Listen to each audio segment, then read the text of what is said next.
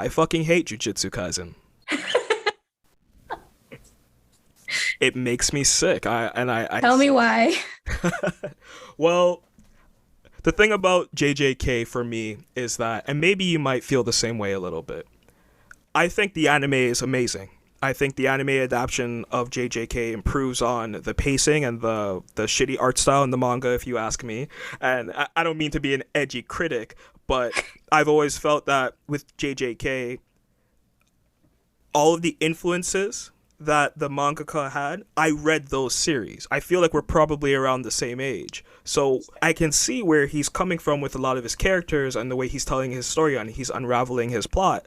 And I think it's been done better in manga that I was reading in the 2000s and 2010 era. So for me, it's like, as much as I love JJK, to see it get the attention that it's getting, the same sort of attention that One Piece, Bleach, Naruto, FMA, Cowboy Bebop, Shampoo, all of those series were getting when I was younger, it's unwarranted. I don't like the story. I don't like any of the characters. I'm even reading the manga, and quite frankly, I think the manga does improve over time.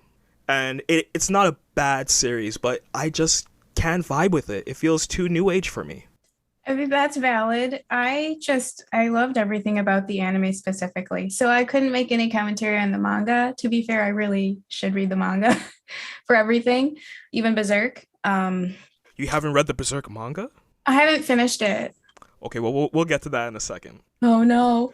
But you were Yeah. saying, sorry. But I really took a look at Jujutsu Kaisen, and it is in a new age style of storytelling, but at the same time, it's been a longest time since a writer has portrayed female characters that strongly. Because a lot of the popular shonen anime kind of have female characters, and they're like, oh, they have their own abilities and they are strong, but the story is never focused on them. And I feel like even though the anime hyper focused on the main characters, because, limited number of episodes, there was still plenty of content in there that addressed the female characters and how they related to each other in the world. And I thought that was a really fascinating and great choice. So I'm happy that you said that because I do feel that the female characters are actually very impressive in the show. I do feel that. The girl with the glasses, I don't remember her name, but Maki. okay, sure, her. She's really cool. I like her a lot. I like the main Sakura ripoff girl, whatever her name is. She's doing that whole like country girl in the city thing. So I like it. They add some humanity to these characters, and these characters are very capable. They're just as strong as the males. They don't get their episode in the sun to shine. They're always relevant to the plot. So I like that a lot.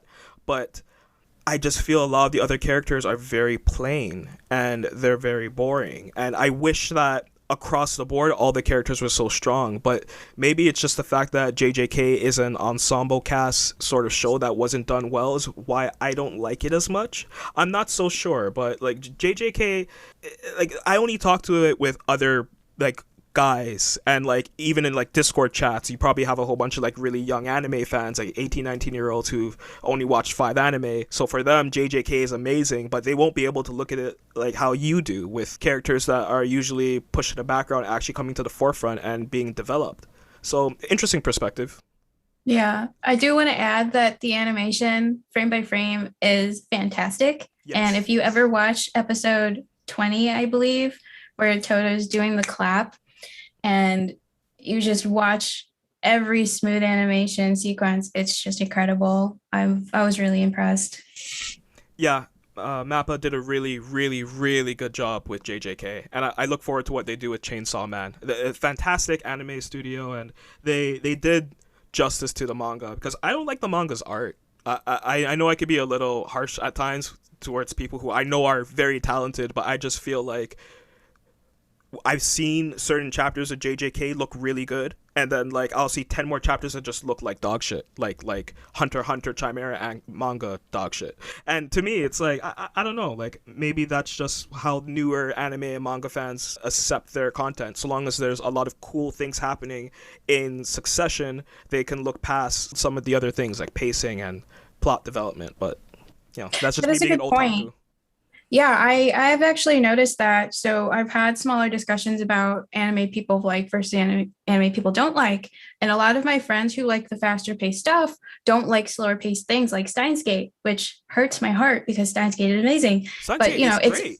it's a very slow crawl kind of thing where you have to work for the good parts and the good parts obviously at the end. But like a lot of people have been pulled into this culture where you have instant gratification, everything is fast paced because you want it now, now, now, and it's aligned with like the TikTok culture and stuff like that. So it's just the way the world is working now, but it makes me very sad to see because there are a lot of very good series that you need to take the time and kind of suffer a little bit as you're watching something very slow to appreciate the faster parts because then they hit you a lot harder. Do you think there will be a swing for trends back to the slower paced stories, that the episode 24, 25, 26 is the payoff? Or do you think we're going to be stuck with shows that every other episode there's a big battle, lots of flashing lights and colors and sounds? I think there will be a need for it in the future because if you look at anime like Megalobox, where they intentionally pick a retro vibe, an aesthetic, and a pacing, people really, really love it if they love retro things.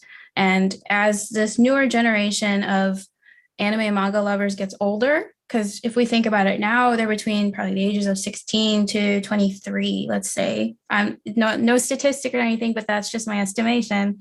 You know, when you hit the age of 26, you become like a true adult and you look at the world differently. Like something snaps and you're just like, oh, all this anxiety gone. Why did I worry about this thing? And I think because of that shift, the values when looking at media consumption and just that quarter life crisis will hit and there might be a flux. My quarter life crisis was exactly like that. It was very, very hard. I actually wasn't a fan of anime during that period of time. I walked away from anime for a little bit so I can do the whole corporate adult thing.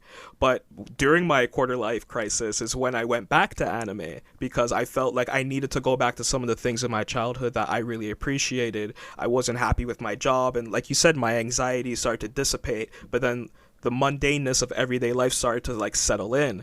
So anime was like my escape. But I realized that as much as I still do love anime, I felt a strong disconnect to a lot of modern day anime. I didn't really like One Punch Man, but I thought it was well done as a series. But for me, it didn't really do it. And like even like Attack on Titan, it was very hard for me to get into that series. I love Tokyo Ghoul, but a lot of the other dark fantasy anime that were popular at the time, again, it was hard for me to get into. And I don't know what it was. It's just being an adult and being an anime fan. It seems like it's really like a clash of two different things. I don't know.